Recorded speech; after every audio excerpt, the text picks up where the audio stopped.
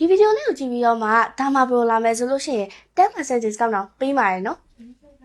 Hello အားလုံးပဲမင်္ဂလာပါမိုလီကာပါဒီနေ့အကြောင်းအရာလေးကတော့အရန်ကို personal ဆန်တယ်ဒါပေမဲ့ရှောင်လွှဲလို့မရတဲ့ကိစ္စလေးတစ်ခုကိုပြောပြသွားမှာပေါ့နော်မိန်းကလေးတယောက်ရဲ့ confidence နဲ့ပတ်သက်လာပြီဆိုလို့ရှိရင်အပြင်မိုင်းလှပနေတာတစ်ခုတည်းမဟုတ်ဘဲနဲ့အတွင်းမိုင်းအလားပါလည်းအရန်ရေးကြည့်ရပေါ့နော်မိန်းကလေးတယောက်ရဲ့အတွင်းမိုင်းအလားပါတဲ့ပတ်သက်ပြီးပြောပြရမယ်ဆိုလို့ရှိရင်တော့ဒီနေ့ package လေးကိုခြံထားလို့မရဘူးเนาะဒီနေ့ယူမဲ့ treatment package မှာဆိုလို့ရှိရင် treatment က4မျိုးတော့ပါပါတယ်